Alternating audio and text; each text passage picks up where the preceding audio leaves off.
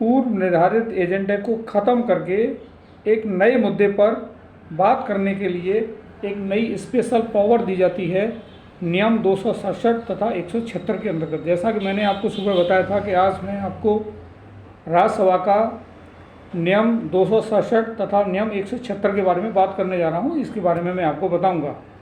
तो जैसा कि मैंने अभी बताया आपको कि जो पूर्व निर्धारित कोई भी एजेंडा है कि आज इस एजेंडे के बारे में राज्यसभा में डिस्कस किया जाएगा, लेकिन ये जो नियम हैं इन नियमों के अंतर्गत उस पूर्व निर्धारित एजेंडे को समाप्त कर दिया जाता है और किसी ऐसे मुद्दे पर जो ज्वलंत मुद्दा है, फॉर एग्जांपल इस समय मणिपुर का एक ज्वलंत मुद्दा है, उस पर बात की जा सकती है। जैसा कि आप लोग टेलीविज़न के माध्यम से और समाचार पत्रों के माध्यम से देख रहे होंगे कि विपक्ष सरकार पर हावी है कि वो नियम 267 के अंतर्गत चर्चा करे। तो आज इसके बारे में बताने वाला हूँ। एक्चुअल में पहले आप नियम 176 में समझिए कि नियम 176 में जो चर्चा की जाएगी उसके लिए समय केवल 2 घंटे 30 मिनट दिया जाएगा। तो जो विपक्ष है वो यही कह रहा है कि आप इस तरह का एक ज्वलंत मुद्दा है, इस तरह का एक इम्पोर्टेंट मुद्दा है जो अंतर्राष्ट्रीय अपना रूप ले चुका है और केवल आप उस मुद्दे के लिए 2 घंटे 30 मिनट देने वाले हैं। इसीलिए विपक्ष ये कह रहा है कि हम नियम 176 के अंतर्गत बात नहीं करेंगे, चर्चा नहीं करेंगे, बल्कि राज्यसभा जो चर्चा होगी वो नियम 267 के अंतर्गत होगी, जिसके लिए कोई समय निर्धारित नहीं है। जिस तरह से 176 के लिए 2 घंटे 30 मिनट का समय है, लेकिन इसके लिए समय निर्धारित नहीं है। 1 दिन लग जाए या 2 दिन लगे, चर्चा पूरी जब तक कंप्लीट नहीं होगी तब तक सरकार का संबंधित मंत्री या प्राइम मिनिस्टर इसका जवाब देंगे। इसीलिए सरकार थोड़ा डरी हुई है। इससे इंडिकेट हो रहा है कि वो 267 नियम के अंतर्गत बात करने के लिए राजी हुई नहीं है।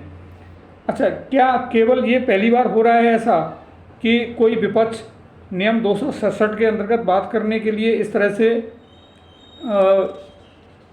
सरकार से बोल रहा है? नहीं, ऐसा पहली बार नहीं हो रहा है, बल्कि राज्यसभा के इतिहास में देखा जाए तो ये कई बार पहले हो चुका है। यदि मैं 1990 और 92 के तकरीबन बात करूं तो उस समय ऑनरेबल शंकर दयाल शर्मा जी उपराष्ट्रपति थे और उनके समय पर ऐसी परिस्थिति आई तो राज्यसभा में नियम 267 के अंतर्गत बात हो चुकी है।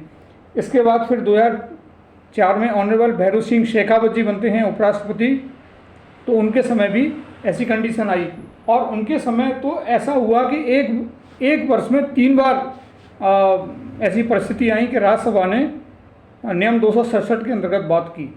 और फिर हम यह 2013 से 2016 की बात करें तो ऑनरेबल हामिद अंसारी जी के समय ऐसा हुआ कि तकरीबन 4 बार 267 नियम के अंतर्गत सरकार ने जवाब दिया, आपस में बात हुई राज्यसभा में। तो मेरा तो यही मानना है कि सरकार को 267 नियम के अंतर्गत मणिपुर का जो मुद्दा है उस पर बात करनी चाहिए, न कि अपना अड़ियल अड़ा रहना चाहिए कि हम तो 176 पर ही बात करेंगे। विपक्ष यहाँ गलत नहीं है, क्योंकि 176 के अंतर्गत केवल 2 घंटे 30 मिनट का टाइम मिलता है, जो मुझे नहीं लगता है कि ये एक पर्याप्त समय है इस तरह के ज्वलंत मुद्दे के लिए। इसके अलावा क्या कोई राज्यसभा का सदस्य या संसद सदस्य की बात कर रहे हैं हम पूरा, जिसमें लोकसभा भी आती है, तो क्या इन नियमों के अंतर्गत ये अपनी बात को रख सकता है? नहीं। इसके अलावा शून्यकाल और प्रश्नकाल के समय भी अपनी बातों को रख सकता है, वो रिक्वेस्ट कर सकता है कि वो किसी ज्वलंत मुद्दे पर बात करने जा रहा है।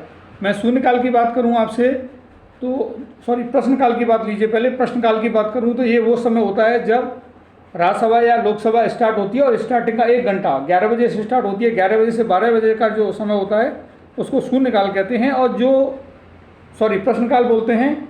और जो शून्यकाल का समय है वो ठीक 12 बजे से स्टार्ट होता है 1 घंटे के लिए। वैसे मैं यहाँ आपको बताते चलूँ कि जो शून्यकाल का समय है कोई संसद की शब्दावली में शामिल नहीं है, बल्कि ये मीडिया ने इसका नाम रखा गया है। कहीं कॉन्स्टिट्यूशन में इस तरह की